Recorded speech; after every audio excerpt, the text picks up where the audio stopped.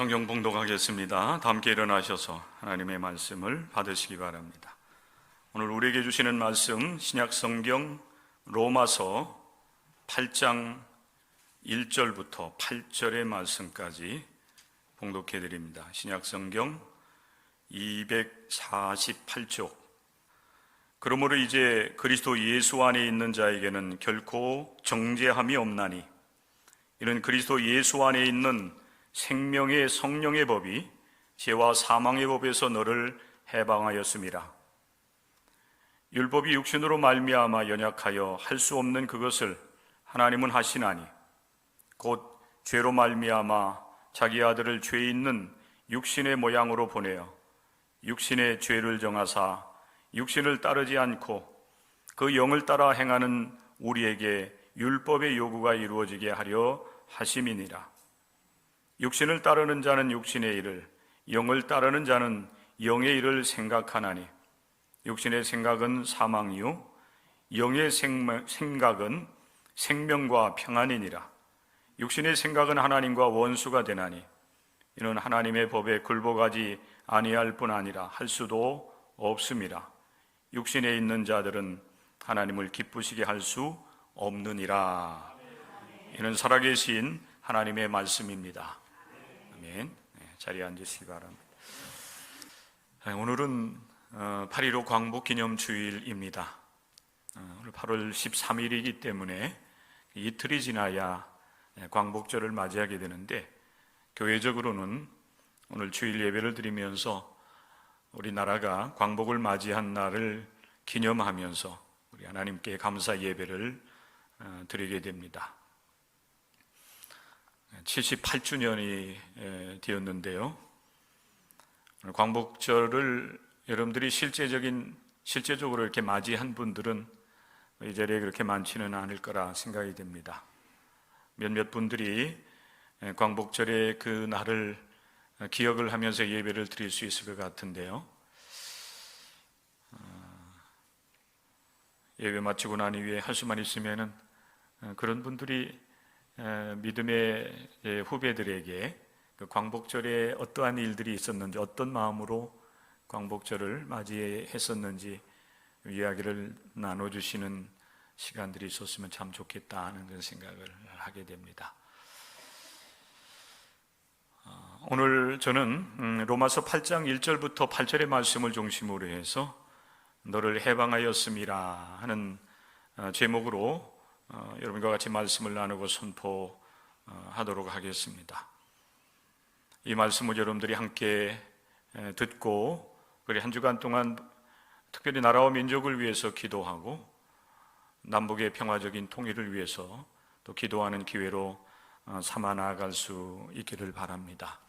하나님은 이 나라를 일제로부터 해방시켜 주셨을 뿐만 아니라 또 우리의 영적 삶을 위해서도 해방의 은총을 베풀어 주셨는데, 선포드리는 말씀 속에서 여러분 자신들을 돌아보면서 진정한 자유, 해방을 갈망하시고 또 실제적으로 여러분의 삶을 통해서 그 은혜를 누리는 삶을 살아갈 수 있기를 주님의 이름으로 축복합니다.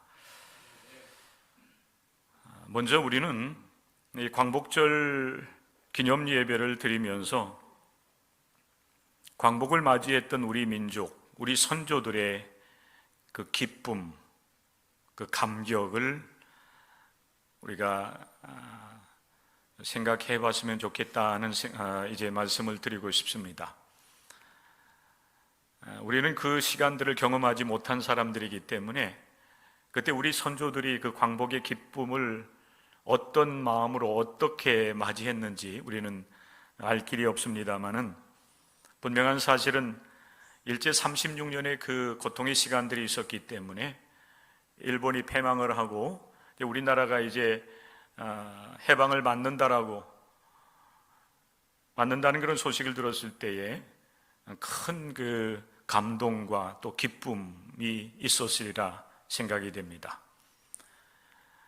저는 이제 교육을 받았기 때문에 그런지 모르지만은 이 설교 말씀을 기록을 하면서 우리 민족의 환희의 함성이 들리는 것 같습니다, 이런 표현을 썼는데, 너무 뭐라고 할까요? 딱딱한 그런 말이 되는 것 같지만은, 그러나 이 환희, 기쁨이라고 하는 것은 어찌 보면 이렇게 절제되지 않는, 너무나 감격스럽고 또 감격이 차고 넘쳐서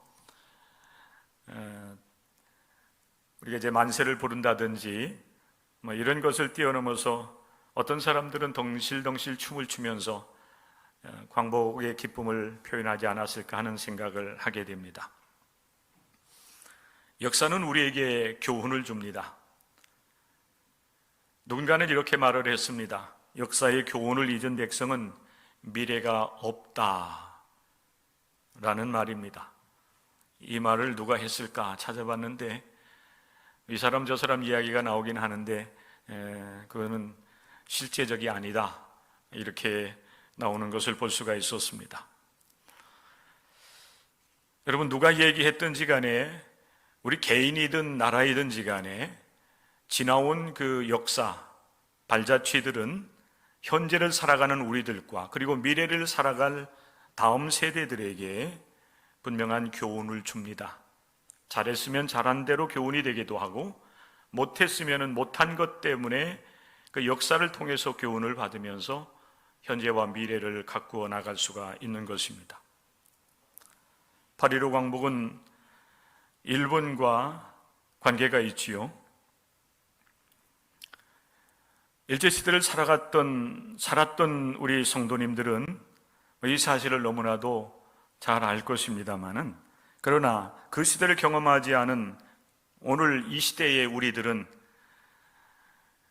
우리가 일본으로부터, 일제로부터 해방을 받았다, 광복을 우리가 맞이했다라고 이제 역사적으로 가르침을 통해서 알고 있지, 실제적인 경험을 하지 못한 그런 안타까움들은 분명히 있습니다. 그러나 사실 경험하지 않은 것이, 죄송합니다마는 우리 세대들에게 있어서는 사실 복인 것입니다. 당시 일본 제국은 사실 1910년도에 우리 대한제국, 대한민국을 강제적으로 병합을 했지만은 사실 그 이전부터 이제 우리나라를 이제 침략해 들어오는 그런 이제 일을 합니다. 그러면서 1910년도에 우리나라를 강제적으로 병합을 하면서 36년 동안 대한제국, 그 당시 고종 황제는 우리나라를 이제 대한제국이라고 이렇게 이제 나라의 국호를 정해서 불렀습니다. 36년 동안 우리나라의 주권을 유린합니다. 나라를 빼앗긴 거죠. 그러면서 이제 주권뿐만 아니라 우리 대한민국 국민들이 이제 인권도 유린되고 또 모든 재산상의 많은 수탈을 당하는 아픔의 역사를 우리가 가지고 있습니다. 제2차 세계대전을 일으켰던 독일과 일본이 이제 결국에는 패망을 하게 되는데, 독일은 이제 유럽을 중심으로 해서 그 제국을 확장하려고 하는 그런 일들을 했지만은 일본 제국은 우리 대한민국을 중심으로 해서 중국을 침략을 하고 더 나아가서는 동남아시아까지 세력을 확장해 나아갑니다. 그리고 패망 직전에는 미국에도 선전포고를 하면서 하와이 진주만을 공격하는 일을 하게 되죠. 결국 그러나 일본은 패망을 하게 되는 것입니다. 그 나라를 빼앗겼던 우리 국민들은 36년 동안 모든 것을 빼앗기고 그들의 통제 속에서, 압제 속에서 삶을 살아갈 수밖에 없었습니다.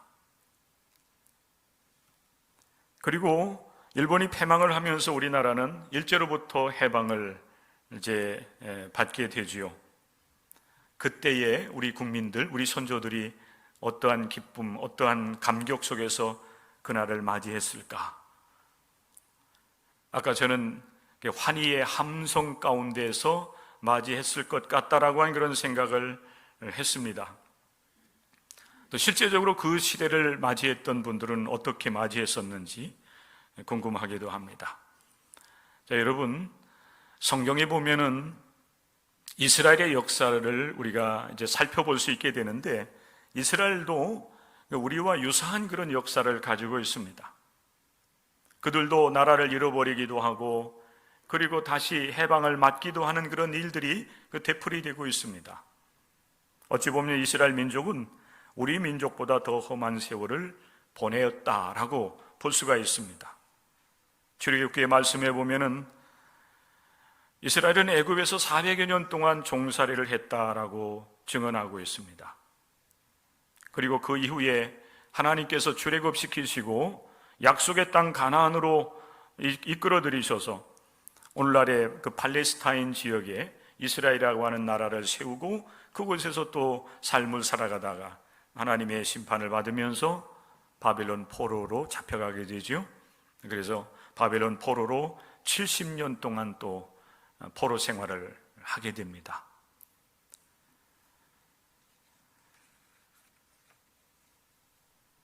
이제 70년의 그 포로 생활을 마치고 다시 돌아와서 성전을 또 성벽을 재건하는 일을 하게 되고 안정된 삶을 살아가다가 다시 예수님 탄생한 지 70년이 되던 해 예수께서 이 세상에 오셔서 구속사역을 이루시고 부활 승천하신 이후 얼마 되지 않아서 이스라엘은 로마 제국에 의해서 예루살렘 성전이 다시 유린당하게 됩니다.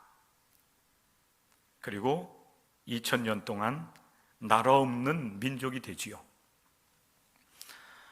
그런 가운데 제2차 세계대전을 맞이하게 되었고 세계 각곳에 흩어져 있던 유대인들이 특별히 이제 유럽 지역에서 히틀러에 의해서 600만 명이라고 하는 수많은 사람들이 희생을 당하게 됩니다. 정말 여러분 이거는 우리가 상상할 수 없는 그런 아픔이었습니다. 우리 여러분 의정부 지금 시민들이 약 55만 명 정도 된다고 그래요. 600만 명 하면은 여러분 우리 의정부 시민들 10배 이상이 되는 거예요. 서울 시민이 한 천만 요즘에는 조금 안 되는 것 같은데요. 여러분 600만 명이라고 하는 수많은 사람들이 희생을 당합니다. 그러니까 아픔의 그런 이 세월들이 이제 유대인들에게도 있었는데 그런 과정 속에서 하나님께서는 다시 회복시켜 주시고 또 해방시켜 주시는 그런 은혜를 경험을 하게 돼요. 우리가 함께 여러분 그 교독했던 교독문 가운데 시편 126편의 말씀이 기록이 되어 있는데 이 시편 126편의 말씀은 이스라엘 백성들이 바벨론 포로로 잡혀가서 70년 동안 포로 생활하다가 다시 회복될 때의 그 기쁨과 감격을 노래한 것 같아요. 제가 다시 한번 여러분들에게 읽어드리겠습니다. 시편 126편 1절부터 4절 말씀입니다. 여호와께서 시온의 포로를 돌려보내실 때에 우리는 꿈꾸는 것 같았도다. 그때에 우리의 입에는 웃음이 가득하고 우리의 혀에는 찬양이 찼었도다. 그때에 문나라 가운데에서 말하기를 여호와께서 그들을 위하여 큰 일을 행하셨다 하였도다. 여호와께서 우리를 위하여 큰 일을 행하셨으니 우리는 기쁘도다. 여호와여 우리의 포로를 남방 시내들 같이 돌려보내소서. 해방을 맞이하고 그리고 다시 이스라엘 땅으로 돌아오면서 예루살렘 성전을 향해서 올라오는 이스라엘 백성들의 기쁨의 환희의 여러분 노래인 것입니다. 우리나라도 여러분 일제로부터 36년 동안 그렇게 지배를 받다가 광복을 맞이한 이후에 8월 15일 날만 되면은 국가적으로 광복절 기념식을 진행을 합니다. 제가 초등학교, 중학교, 고등학교 이렇게 올라오면서 8.15 이 광복절 기념일이 가까우게 되면은 기념식에 우리가 함께 동참하지는 못했지만은 노래를 불렀던 기억들은 나요. 배웠던 기억들. 여러분 광복절 노래 아십니까? 요즘 초등학교에서 광복절 노래 배우나요? 다니엘? 안 배웠나? 안 배워요? 광복절놀이 아시는 분 계십니까? 흙 다시 만져보자, 바닷물도 춤을 춘다, 기어이 보시려던 어른님 번님 어찌하리, 이렇게 나가는. 여러분, 사실 여러분, 이스라엘 백성들이 바벨론 포로로 70년이라고 하는 세월을 지나면서 얼마나 절망스러웠겠어요. 시편의 말씀에 보면은 그 포로로 잡혀가 있던 이스라엘 백성들이 바벨론 그 강가에 앉아 있을 때, 그 바벨론 사람들이 그 포로 잡혀온 이스라엘 사람들, 강가에 앉아 있는 사람들에게 너희들 그 수금을 타면서 우리를 위해서 노래를 불러달라 하는 그런 요청을 하기도 해요. 근데 그때 그 아픔을 여러분 시편에 보면은 잘 묘사가 되어 있어요. 팝을 좋아하는 분들은 알 수도 있는 시편의 노래, 그것이 이제 노래로 만든 이 팝도 있어요. 팝송도 있어요. 저는 뭐 노래를 잘 모르기 때문에 못 부르기 때문에 여러분들이 불러드릴 수는 없지만은 바벨론 강가에서라고 하는 그 유명한 아주 팝송이 있습니다. 굉장히 사실 슬픈 시편인데 그 노래는 굉장히 또 이렇게 리듬은 아주 그 경쾌합니다. 아마 여러분 우리 국민들도 우리 선조들도 마찬가지였으리라 생각이 되어져요. 그 아픔 속에서 정말 뜻밖의 그 광복을 맞이하면서 기뻤던 그 감격, 여러분 오늘 이 시대에 우리 국민들이 다시 되살려야 될 줄로 믿습니다. 참으로 어려운 시대를 우리가 여러분 살아가잖아요. 그 홍수 속에서 수많은 사람들이 죽어갔고 삶의 터전을 잃어버렸습니다. 그나마 여러분 최근에 지나갔던 그 태풍은 그래도 염려했던 것보다는 그래도 조용히 좀 지나간 것 같아요. 그럼에도 불구하고 저 남쪽에 있는 태풍이 남해안 쪽으로 상륙을 했을 때에 그 지역에 있는 여러분 우리 국민들은 또 많은 물의 피해를 입고 또 어려움 속에 처해져 있습니다. 이런 이 어려운 시대에 그럼에도 불구하고 우리는 이 광복절을 이렇게 맞이해서 예배를 드리는 가운데 우리의 심령 속에 다시 이 나라가 얼마나 소중한지, 우리 선조들이 이 나라를 이렇게 지켜내고 그리고 자유로운 나라, 풍요로운 나라를 만들어 나가기 위해서 얼마나 수고했는지를 우리가 기억을 하면서 감사를 하고, 그리고 또한 이러한 은총의 역사를 우리에게 허락해 주신 하나님의 은혜에 감사하면서 우리들도 덩실덩실 여러분 춤을 추었으면 좋겠어요. 여러분의 마음의 평화가, 여러분의 마음의 기쁨이 회복될 수 있기를 주님의 이름으로 간절히 축복합니다. 흙 다시 만져보자, 바닷물도 춤을 춘다라고 말을 했지만은 여러분 실제적으로 바닷물이 춤추기보다는 아마 이 광복절 노래를 작사한 그 선생님이 그 아마 마음이 그렇게 기뻤을 거예요. 그리고 그 당시에 우리 여러분 선조들도 큰 기쁨을 가지고 광복절을 맞이했을 줄로 믿습니다. 아무쪼록 이제 선조들이 이룬 이 광복을 맞이한 이 나라, 또 이 민족을 잘 지켜나갈 수 있는 우리 이제 하나님의 사람들, 그리고 이 나라가 이 국민들이 되었으면 좋겠습니다. 성도 여러분, 우리가 삶을 살아가다 보면은 우리를 굴레 씌우는 그런 많은 것들이 있습니다. 이 굴레 씌운다라고 하는 그런 말을 여러분 알지요? 아마 어른들은 이런 말들을 많이 사용했을 텐데 젊은 세대들은 사실 이런 언어들을 잘 쓰지 않아요. 왜 그런가 하면은 사실 우리 주변에 이 소나 말 뭐 이런 그 가축들을 잘 기르지 않기 때문에 그렇습니다. 농사를 짓고 살아가던 사람들은 이 말을 잘 알아요. 소를 이제 이용을 해서 밭을 갈아야만 됐고 또 무거운 짐을 날라야만 됐던 그런 시대에는 소를 이게 다스릴 수 있는 그런 이런 그 굴레를 씌웠습니다. 뭐 소의 코에 콧뚜레를 뚫기도 하고, 그래서 이제 콧두레를 가지고서 사실은 힘이 약한 사람들이 소를 부릴 수가 있었어요. 말도 마찬가지입니다. 말에 머리에다 이 굴레를 씌우지 않는다라고 한다면 말을 통제할 수가 없는 겁니다.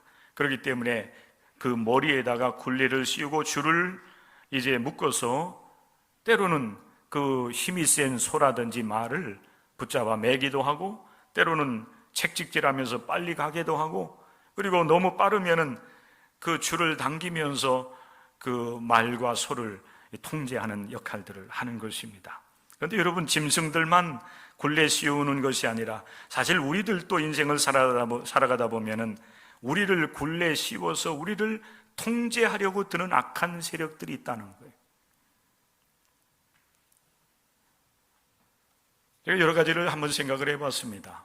우리 인생을 굴레 씌워서 우리를 힘들고 어렵게 만드는, 통제하려고 드는 그런 세력들이 무엇인가? 제일 먼저 생각난 것이 전통이라고 하는 것, 관습이라고 하는 것이었습니다. 물론 여러분, 우리 선조들이 살아온 그 삶의 발자취들은 우리에게 좋은 유산으로 물려준 좋은 유산이, 전통적인 유산이 되지만은, 그러나 좋지 않은 그런 전통과 관습들도 있는 겁니다. 그것이 때로는 우리를 굴레 씌워서 우리를 마음대로 이끌어가는 그런 모습도 우리는 보게 됩니다. 또 과거라고 하는 이제 굴레가 우리에게 이제 씌워지기도 해요. 지나온 삶의 여러분 여정들, 때로는 상처받았던 일, 아픔들, 또 실패한 일들, 이런 것들이 때로는 우리들의 발목을 잡기도 하고 우리를 통제하려고 드는 그런 이제 모습들도 우리는 발견을 하게 됩니다. 연약한 육신이 우리를 굴레 씌우기도 하지요. 며칠 전에 우리와 함께 신앙생활을 하시던 김천생 집사님께서 요양원으로 들어가시게 되었습니다. 갑작스럽게 폐가 악화돼 가지고 산소호흡기를 통해서 공급을 받기는 하지만은 누워 있어도 이제 너무 힘들고 어렵기 때문에 누군가의 도움이 늘 필요했기 때문에 요양원에 이제 들어가셨습니다. 참 마음이 아팠어요. 또 이분을 생각하면 또한 그 아픈 마음을 금할 길이 없습니다. 연약한 육신이 때로는 우리를 굴레 씌워서 우리로 하여금 이 땅 위에서 우리의 삶을 정상적으로 살아가지 못하게 만드는 역할들도 하고 있어요. 또 잘못된 인식이 우리를 굴레 씌우기도 하는 것을 보게 됩니다. 요즘 우리 사회 속에서 일어나고 있는 여러 가지 그 폭력이라든지 이런 이 일들이 이 잘못된 생각 속에서 이렇게 이런 사건 사고로 이렇게 크게 벌어지는 그런 모습들도 보게 됩니다. 여러 가지 많은 것들이 사실 우리를 굴레 씌워서 우리를 힘들고 어렵게 만드는데, 그런 것 중에 사실 여러분 가장 강력한 것이 죄라고 하는 것입니다. 죄. 또 죄를 지은 죄책감, 수치심, 이런 것들이 가장 사실 우리를 힘들고 어렵게 만들고, 이것은 한번 여러분 이런 죄책감이나 이 수치심에 사로잡히게 되어지면은 일생 우리의 삶을 힘들고 어렵게 만드는 것 같아요. 그리고 이 죄라고 하는 것은 남녀노소를 가리지 않습니다. 오히려 죄를 짓지 않으려고 하면 할수록 더욱더 극성을 부리는 것이 죄라고 하는 것, 그리고 죄책감인 것 같습니다. 오늘 제가 여러분 로마서 8장의 말씀을 통해서 여러분과 같이 말씀을 나누기를 원하는데, 이 로마서 8장의 말씀을 잘 이해하려고 하면은 사실 로마서 7장을 여러분들이 먼저 보셔야 돼요. 사도 바울은 예수 그리스도 안에서 구원을 받은 사람으로서 하나님 앞에서 선한 삶을 살아가기를, 믿음으로 온전한 삶을 살아가기를 간절히 소망했습니다. 그런데 안타깝게도 그가 원하는 바 선은 행하지 아니하고 도리어 원하지 않는 악을 행하는 겁니다. 늘 죄에 넘어지는 거예요.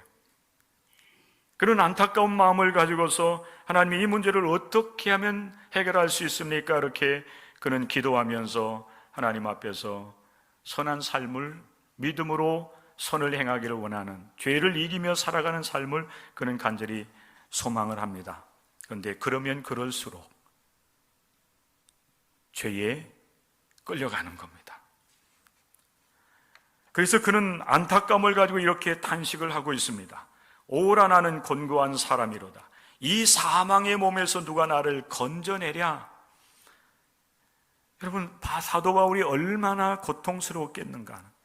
내가 이미 예수 그리스도를 믿음으로 죄 사함을 받았고 하나님 앞에 의인이라고 이제 칭함을 받았는데, 그의 생각과 말과 삶을 통해서 드러나는 죄된 삶이 그를 좌절시키는 거예요.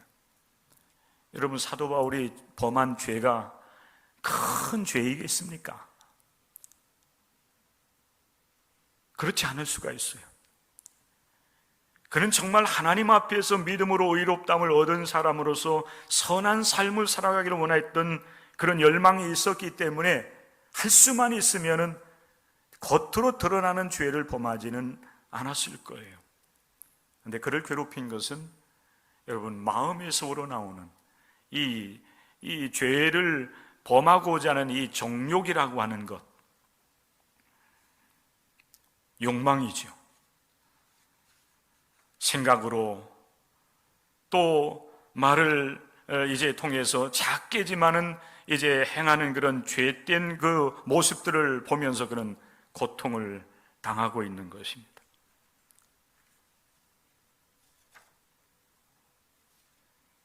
그런데 여러분, 그렇게 여러분 탄식하면서 고통하던 이 사도 바울이 로마서 8장으로 넘어오면서부터 전혀 다른 여러분 제 말씀을 하고 있는 것입니다.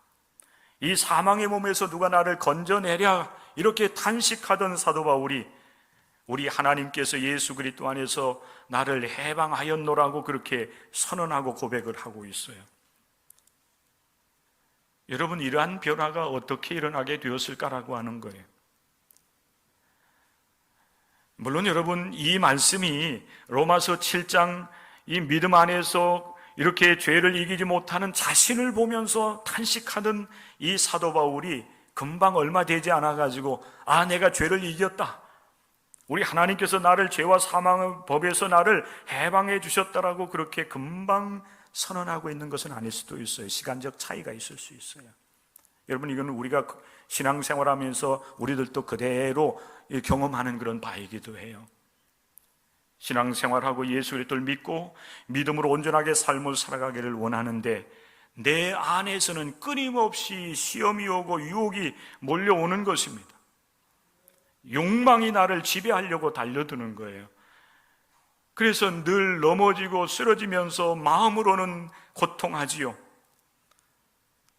어떻게 하면은 내가 주 안에서 참된 자유와 평화를 누리면서 삶을 살아갈 수 있을 것인가? 이런 영적인 여러분 갈등과 싸움이 우리 안에서도 여러분 일어나요. 그런데 우리 하나님께서 사도 바울의 그 고통스러운 싸움을 아시고 그에게 놀라운 은혜를 허락해 주십니다. 사실은 이미 사도 바울이 경험했고 아는 바이기도 하지만은 그러나 이 문제를 결정적으로 해결할 수 있는 그런 여러분 하나님의 은혜를 누리지 못했던 것 같은데 하나님께서 은혜를 주셔요. 사도 바울이 그를 굴러 씌운 죄와 죄책감이라고 하는 것에서 온전하게 벗어날 수 있는 그런 놀라운 은혜, 하나님께서 그에게 허락해 주셨고 그 은혜를 깨닫고 그가 선언합니다. 그러므로 이제 그리스도 예수 안에 있는 자에게는 결코 정죄함이 없나니 이는 그리스도 예수 안에 있는 생명의 성령의 법이 죄와 사망의 법에서 너를 해방하였음이라. 여러분 따라서 하십시오. 너를 해방하였느니라. 죄와 사망의 법에서 너를 해방하였느니라. 여러분, 이 주님의 음성이 예배하는 여러분의 심령에도 들려질 수 있기를 간절히 소망하고 축복합니다. 우리 하나님께서 성령의 생명의 성령의 법으로 여러분의 모든 죄와 허물을 사하여 주셨을 뿐만 아니라 그 모든 죄책감으로부터도 또 앞으로 있을 심판으로부터도 여러분들을 해방시켜 주셨다고 하는 사실을 믿으시기를 바랍니다. 그럼 누가 여러분 이 은혜를 누릴 수가 있는가라고 하는 거예요. 우리들도 사도 바울과 같이 믿음 안에서 늘 갈등하고 아파합니다. 믿음으로 하나님 앞에서 온전하게 세워져 있지 못한 나 자신을 바라보면서 늘 이제 죄로 끌려가면서 시험도 받고 유혹도 받고 실패하는 우리들의 이 영적 삶 안에서 우리들도 동일한 그런 아픔을 가지고 있는데, 여러분 오늘 이 말씀 안에서 여러분들이 자유하셔야 돼요. 이 나라가 여러분 해방을 맞이한 것처럼 여러분들도 예수 그리스도 안에서 해방을 경험하셔야 돼요. 이미 여러분 믿는 여러분들에게는 이 은혜를 주셨는데 우리는 늘 갈등을 해요. 왜 내가 이렇게 온전해지지 못하지? 내 믿음이 이렇게 성장하지 못하지? 나는 왜 또 이렇게 시험에 넘어지고 죄에 넘어지는지? 그러면서 또 갈등하면서 아파하는데 오늘 이 말씀은 우리에게 이렇게 선언합니다. 해방받았다. 과거의 죄와 사망으로부터만이 아니라 현재적으로 또 미래적으로 우리가 짓는 죄와 허물에서도 이미 해방을 받았다는 것입니다. 할렐루야. 오늘 말씀을 보십시오. 그 은혜가 여러분 누구에게 주어지냐면은 예수 그리스도 안에 있는 자예요. 우리가 예수 그리스도 안에 있다라고 하는 말은 무슨 의미입니까? 예수 그리스도의 대속의 은혜를 믿는 믿음 안에서 살아가는 삶이에요. 그 사람에게는 비록 현재적으로 온전하지 못하여서 하나님 앞에서 때로는 죄와 허물이 있다 할지라도 하나님은 그의 모든 죄를 사하셔서 주 안에서 참된 자유와 해방, 평화를 누릴 수 있도록 은총을 베풀어 주신다고 하는 거예요. 로마서 3장 23절의 말씀에 보면 사도 바울은 이렇게 말씀을 하고 있습니다.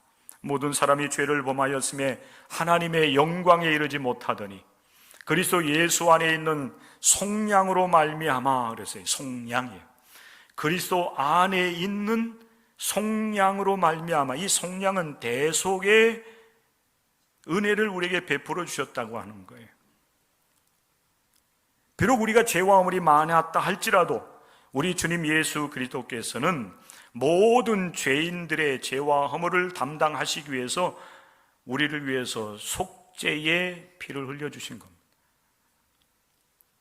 그래서 우리가 값없이 하나님의 은혜로 말미암아 의롭담을 얻은 자가 되었다. 이게 사도 바울의 선언이었어요. 그런데 이 은혜를 알았음에도 불구하고 또 갈등과 영적 싸움을 싸워나갔던 것입니다. 그런데 사도 바울은 그래 은혜야, 이 은혜를 알았어요. 더 깊은 은혜 속에 들어가게 된 것입니다. 그래서 그는 선언하기를 그리스도 예수 안에 있는 자에게는 결코 정죄함이 없느니라.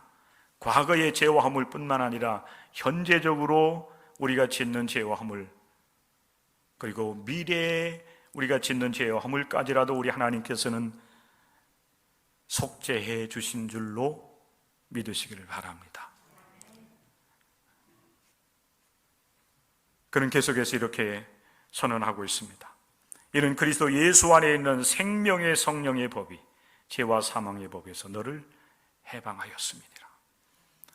이미 예수 그리스도 안에 있는 자들의 죄와 사망의 법, 죄와 사망을 하나님께서 깨끗하게 지워주시고 그 굴레로부터 우리를 해방시켜 주셨다는 거예요.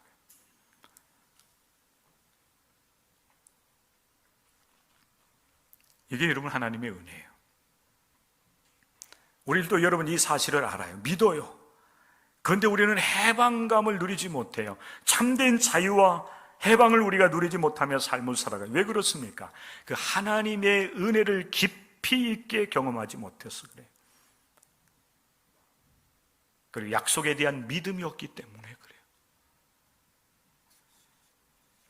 사도 바울이 여러분 이 선언을 하고 난 이후에 하나님의 은혜가 우리에게 어떻게 주어졌는지, 그 은혜가 무엇인지를 다시 한번 우리에게 말씀을 해주세요. 율법이 육신으로 말미암아 연약하여 할 수 없는 그것을 하나님은 하시나니 그 죄로 말미암아 자기 아들을 죄 있는 육신의 모습으로 보내어 육신의 죄를 정하시고 그랬어요.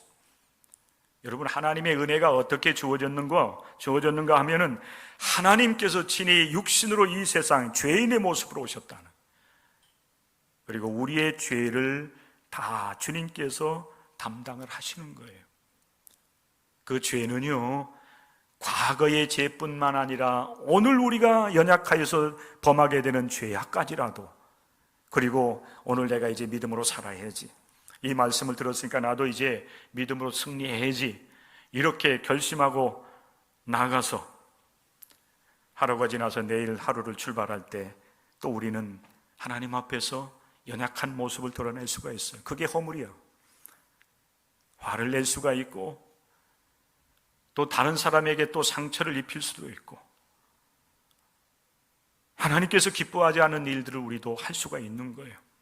그런데 우리 하나님은 그런 죄와 허물까지라도 속죄해 주셨고, 그 모든 죄와 그 마지막 심판에서도 우리를 해방시켜 주셨다. 그 굴레를 하나님께서 우리를 벗겨 주셨다는, 이게 진정한 해방이에요.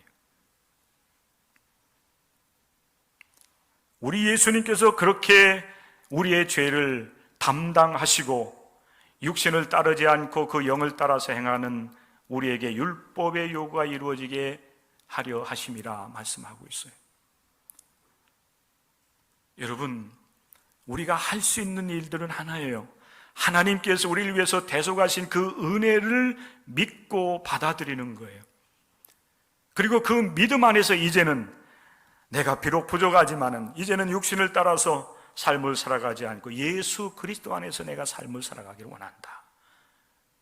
이 믿음을 가지고 믿음의 길을 걸어가면 됩니다. 그러나 여러분, 내일 되면은 또 여러분들에게 시험과 유혹이 올 거예요. 죄가 여러분들을 유혹할 것입니다.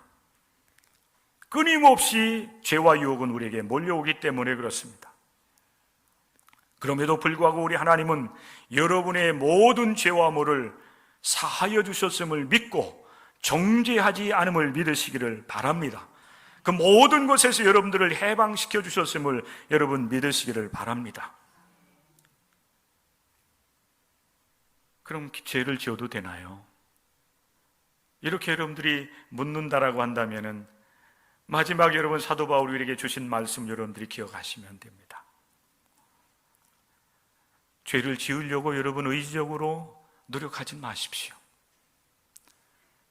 우리 주님께서 우리의 모든 죄와 허물을 사해 주셨으니, 다 용서해 주셨으니, 정죄하지 않으시니 죄를 지어도 된다라고 여러분 그렇게 생각하지 마십시오. 정말 예수 그리스도의 구속의 은혜를 아는 하나님의 사람들은 죄를 가까이 할 수가 없어요. 육신을 따라 다시 정욕을 따라서 살아갈 수가 없는 것입니다. 죄를 멀리하게 되어 있어요. 그게 하나님의 은혜인 것입니다. 그것이 여러분 우리 안에 계신 성령을 따라 삶을 살아가는 삶이 되는 것입니다. 사도 바울은 분명히 선언하지 않습니까? 그리스도 예수 안에 있는 생명의 성령의 법이 우리의 모든 죄와 사망의 법에서 우리를 해방해 주신 겁니다. 성령 하나님께서 이제 우리 가운데 임하셔서 우리와 함께 하시는 삶을 우리가 살아가고 있는 거예요. 바라는 것은 여러분들이 이제는 죄를 이길 수 있는 성령의 충만함을 구하시고 성령의 충만함을 따라서, 인도하심을 따라서 하나님께서 기뻐하시는 삶을 살아드리기 위해서 하나님을 의지하며 믿음으로 삶을 살아가는 여러분들이 될 수 있기를 바랍니다. 그러면 날마다의 삶에서 시험과 유혹을 이기고 죄의 이제 여러분 그 장벽을 넘어서 정말 하나님께서 기뻐하시는 은혜 속에서 믿음으로 살아 승리하는 하나님의 사람들이 될 수가 있을 것입니다. 한 주간 동안 하나님께서 허락해 주신 이 해방된 광복의 기쁨을 누리는 여러분들 되시고요. 그리고 무엇보다도 여러분들 굴레 씌우는 모든 악한 것으로부터 여러분들이 자유하시되, 특별히 예수 그리스도 안에서 성령의 인도함을 따라서 믿음으로 살아가면서 진정한 자유자로, 진정한 해방자로서의 삶을 살아 하나님께 영광 올려드리는 삶이 되시기를 주님의 이름으로 간절히 축복합니다. 하나님, 우리에게 주신 귀한 말씀을 따라서 한 주간 또 믿음으로 살아갈 수 있도록 은총을 베풀어 주시옵소서. 예수님의 이름 받들어 기도드립니다. 아멘.